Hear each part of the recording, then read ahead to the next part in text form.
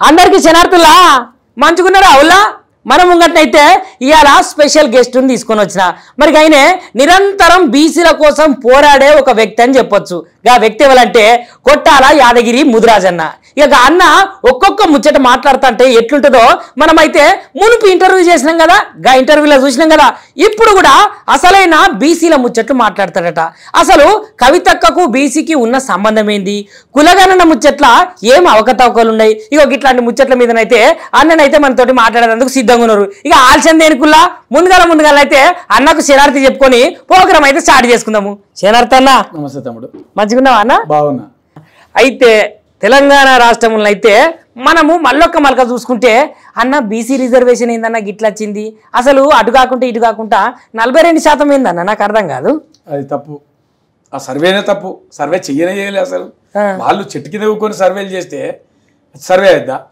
ఎవరో పోయి ఊర్లలో పోయి చెట్టు కింద ఊరుకోరు వచ్చేటోళ్ళు రాండి రాపించుకోరంటే ఇంటింటికి పోతేనే రాస్తలేరు ఇవాళ రేపు ఇలా నిజంగా చాలామంది ఒకటి అంటారు ఇలా కులాలు చెప్పుకోవడానికి ఇట్లా ఇష్టపడడానికి ఇట్లా కులాలున్నాయి అటువంటి దగ్గర నువ్వు సర్వే చేసి ఈ కులం ఇంతుంది ఈ కులం ఇంతుందని 52%కి 42%కి ఇట్లా వస్తుంది మీ అవుతుంది అది ఇప్పుడు గతంలో చేస్తేనేమో 52% వస్తుంది ఇప్పుడు చేస్తేనేమో 42% వస్తుంది అంటే మళ్ళీ వెనకకి ఎట్లా వస్తుంది మరి అదే మరి మేము ఇంతకుముందు ఇలా చాలాసార్లు చెప్పినాము మరి వెనకకి ఎట్లా వచ్చింది మరి ఎట్లా తగ్గించారు అంటే వాళ్ళు చేయలేదంటారా పూర్తిగానే ఖచ్చితంగా చేయలే ఒక ప్లాన్ ప్రకారంగా ఈడబ్ల్యూఎస్ రిజర్వేషన్లు పెంచనికి వాళ్ళు బీసీలను తగ్గించారు అంతే తప్ప ఖచ్చితంగా ఈరోజు తక్కువ 50 నుండి 55% బీసీలు ఉంటారు కానీ ఈ బీసీల నోట్ల మనుగోడానికి ఇది ఒక పెద్ద కుట్ర ఇది అగ్రవర్ణాల కుట్ర అనుకోవచ్చు కాంగ్రెస్ ప్రభుత్వం కుట్ర అనుకోవచ్చు ముఖ్యంగా అన్న ఇంకొకటి యూపీఎఫ్ గురించి ఏంటిదన్నది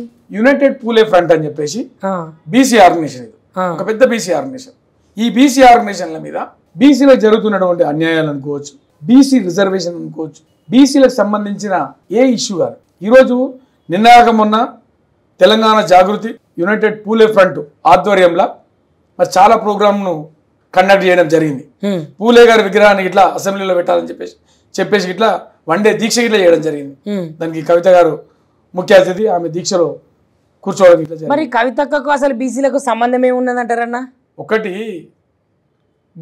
గొంతు విప్పడానికి బీసీఏ కానవసరం లేదు బీసీలే ఉండరా ఈరోజు ఎక్కడ చూసినా కానీ బీసీలకు మరి 69% రిజర్వేషన్ చేసినటువంటి జయలలిత గారు బీసీయా మరి ఆ రోజు ఆమె పట్టుబడి కదా పివి నరసింహారావు గవర్నమెంట్లో 62% రిజర్వేషన్ చేసి 9th షెడ్యూల్లో పెట్టించింది జయలలిత బీసీయా కాదు కదా మరి క్వశ్చన్ చేశారు ఎవరైనా గతంలో మరి 10 సంవత్సరాలు పరిపాలించినప్పుడు మరి బీసీల కోసం ఇంతగానం కొట్లాడిన గొంతు మరి అప్పుడు ఎందుకు మాట్లాడలేదు ఇప్పుడు ఎందుకు మాట్లాడుతున్నది ఏం తక్కువైంది ఆ రోజు ఆ గవర్నమెంట్లో బీసీలకు వచ్చిన ఇబ్బంది ఏంది చెప్పండి ఒకసారి మరి ఇప్పుడు బీసీలకు వచ్చిన 8 మంది రాజ్యసభ సభ్యులను పంపింది కేసీఆర్ గారు 2003లోనే ఆయన గవర్నమెంట్ రాకముందుకే గవర్నమెంట్ వస్తే తెలంగాణ రాష్ట్రం ఏర్పడితే తెలంగాణ ప్రజలు ఎట్లుండాలి బీసీలు ఎట్లుండాలి అని చెప్పేసి ఒక బుక్ తయారు చేసి పెట్టిండు 2017లో ఆయన రిజర్వేషన్ గురించి తీర్మానం చేసి చట్టసభలలో ఆమోదింపజేసి కేంద్రానికి పంపిండు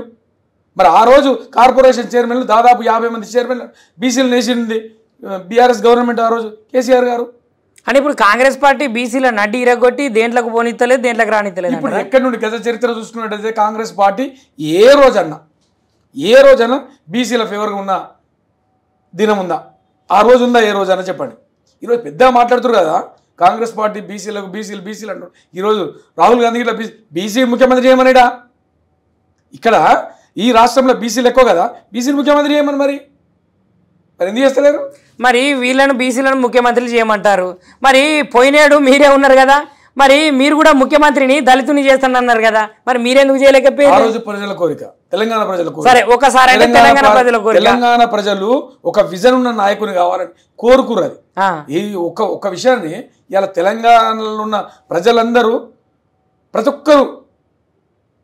ఒక్కరు ఏమనుకుంటారు ఈడ తెలంగాణ వచ్చిందని ఏమనుకుంటారు మొట్టమొదటి పేరేంది కేసీఆర్ కాదా నిజంగా చెప్పు ఆ రోజు కేసీఆర్ కాదా ఈ ఉద్యమానికి ఊపిరి పోసింది ఈ ఉద్యమాన్ని ఉవ్వెత్తుగా లేవడానికి చేసింది కేసీఆర్ కాదా అలాంటి కేసీఆర్ ఉంటేనే తెలంగాణ బాగుపడుతుంది ఇది బంగారు తెలంగాణ అవుతుంది అనే ఆలోచనతోని ఆ రోజు తెలంగాణ ప్రజల కోరిక మేరకే కేసీఆర్ గారు ఈ రాష్ట్ర ముఖ్యమంత్రి సరే కావడం జరిగింది. తెలంగాణ ప్రజల కోరిక మేరకు బడాబాస్ అయితే ముఖ్యమంత్రి అయిండు. ఖచ్చితంగా. మరి రెండోసారి కూడా మరి ఒక దళితుని చేయొచ్చు కదన్న, మరి ఎందుకు చేయలేదంటారే? ఆ రోజున్న పరిస్థితులు కేసు ఇప్పుడు కొత్తగా ఏర్పడ్డ రాష్ట్రం, కొత్త ఇల్లు కట్టుకుంటే కొడుకుని తీసుకుపోయి ఇంటి పెద్ద ఆయన చేస్తే అయిద్దా? ఎవరున్నారా కొడుకు? ఇల్లు సంసారాలు ఉంటాయి, ఇల్లు ఉంటుంది, ఇల్లు ఉన్నప్పుడు దానికి బాధ్యత ఉంటుంది, బాకీలు ఉంటాయి. ఇవన్నీ ఎవరు చేయగలుగుతారు? ఆ స్తోమత ఉండాలి కదా, ఆ నాయకత్వ లక్షణాలు ఉండాలి కదా, ఆ అవగాహన ఉండాలి కదా, ఆ విజన్ ఉండాలి కదా. అలాంటి వ్యక్తిని పెద్ద పీఠం మీద ఉండబెడితేనే చేయగలుగుతారు. అలాంటి వ్యక్తిని కేసీఆరే కాబట్టి, కేసీఆర్ ఊకుండు కాబట్టే ఆ రోజు తెలంగాణను ఈ దేశంలో మొట్టమొదటి స్థానం తీసుకుపోగలిగింది. అయితే ఇప్పుడు మరి తెలంగాణకు 2 మల్కల మన సారే అయింది కాబట్టి మరి 3వ మల్కలు ఎందుకు కాలేకపోయింది అన్న? ఎన్ని ఓట్లతో ఓడిపోయింది గవర్నమెంట్? ఎంత ఆలోచించండి. 2%, 38% బీఆర్ఎస్ పార్టీకి వస్తే 40% కాంగ్రెస్కి వచ్చింది. ఆ రోజు వీళ్ళు మోసపూరితమైన మాటలు, మన ప్రజలు, తెలంగాణ ప్రజలు నమ్మితే ప్రాణమిస్తారు. ఇలాంటి మాటలే కాంగ్రెస్ వాళ్ళు రేవంత్ రెడ్డి పోయి కామారెడ్డి డిక్లరేషన్లో 42% రిజర్వేషన్లు ఇస్తా అని బీసీలను మోసం చేయడం, కళ్యాణ లక్ష్మి ఇస్తా, కళ్యాణ లక్ష్మితో పాటు ఓ తులం బంగారం ఇస్తా అని చెప్పి మహిళలను మోసం చేయడం, పెన్షన్లు 2000 నుండి 4000కి ఇస్తా అని చెప్పేసి పెన్షన్దారులను మోసం చేయడం, రైతులను నీకు 10,000 నుండి 15,000 ఇస్తా అని చెప్పేసి రైతులను మోసం చేయడం. ఇట్లా ప్రతి సెక్టార్ను, నాట్ ఓన్లీ రైతులు, నాట్ ఓన్లీ మహిళలు, ఇట్లా కాకుండా ప్రతి ఒక్క సెక్టార్ను, ప్రతి ఒక్కరిని మోసం చేసి అప్పుడు ఏమనుకున్నారంటే కేసీఆర్ ప్రభుత్వాన్ని 2 సార్లు చూసినాం, 10 సంవత్సరాలు చూసినాం. ఒక్కసారి రేవంత్ రెడ్డికి వేసి చూద్దాం, కాంగ్రెస్కి వేసి చూద్దాం. ఈయన 15,000 ఇస్తా అంటుండు, తులం బంగారం ఇస్తా అంటుండు, 4,000 పెన్షన్లు ఇస్తా అంటుండు.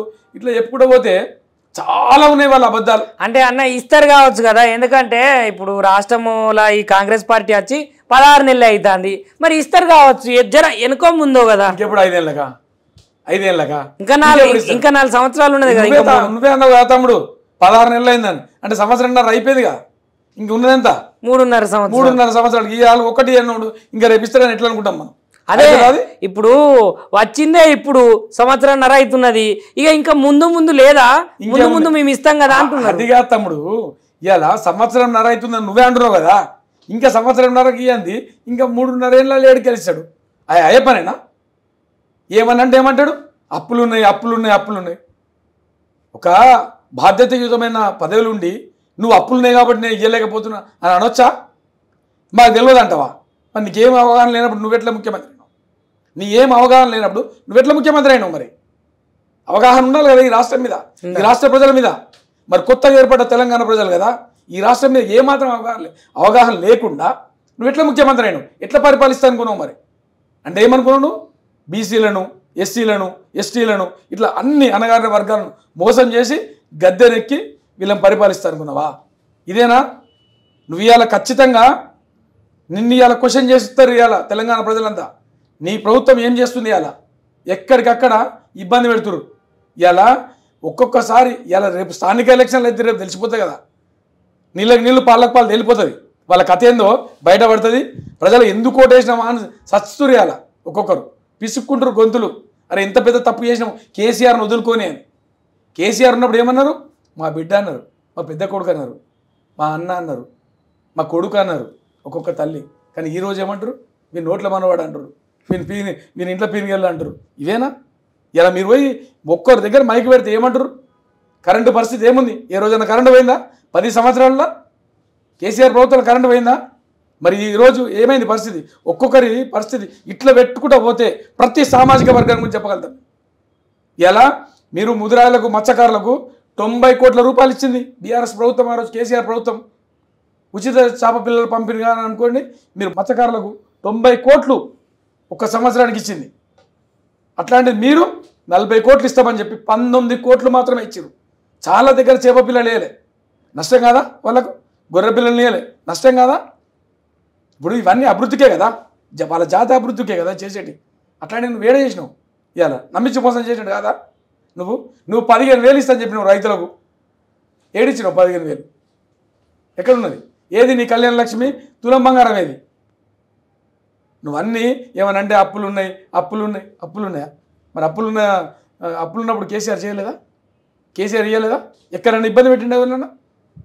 కేసీఆర్కు రేవంత్ రెడ్డికి ఉన్న తేడా అది. ఈరోజు ప్రజలు గమనిస్తారు, దీన్నంతా ప్రజలు గమనిస్తున్నారు. ఖచ్చితంగా దీని ఫలితం రేపు స్థానిక ఎలక్షన్లు ఉంటుంది. ఖచ్చితంగా దీని రిజల్ట్ చూపిస్తారు ప్రజలు. అన్న మరి ఈ బీసీ బిల్లు అంటారు కదా, మరి అసలు బీసీ బిల్లు ఏంటిదన్న, దాని పరిస్థితి ఎక్కడి వరకు వచ్చింది? బీసీ బిల్లును ఆ రోజు మీకు గుర్తుండి ఉంటుంది, జనవరి 23 తారీఖు నాడు ఎమ్మెల్సీ కవితక్క గారు బీసీ రిజర్వేషన్, కామారెడ్డి రిజర్వేషన్ సంగతి ఏందో చెప్పని చెప్పేసి ఇందిరా పార్క్లో ఒక మీటింగ్ పెట్టింది. మీ అందరికీ తెలుసు ఆ సంగతి. పెట్టిన తర్వాతనే ఆ బీసీ బిల్లు చర్చకు తెచ్చిండు. ఉభయ సభలలో, చట్టసభలలో చర్చకు తెచ్చిండు. మాకు కావాల్సిన చర్చ కాదు, బిల్లు తీర్మానం చేయాలి, బిల్లు పెట్టాలన్నది. బిల్లు పెట్టాలంటే బిల్లు పెట్టిండు. ఈ 2 సభలలో బిల్లు పెట్టిరు. అందరు అనుకూలంగానే ఉన్నారు కాబట్టి ఆమోదింపజేసిండు. ఆ బిల్లు మరి ఈ 2 సభలలో ఆమోదించబడినటువంటి బిల్లు ఇప్పుడు ఏడుందో ఎవరు తెలియదు.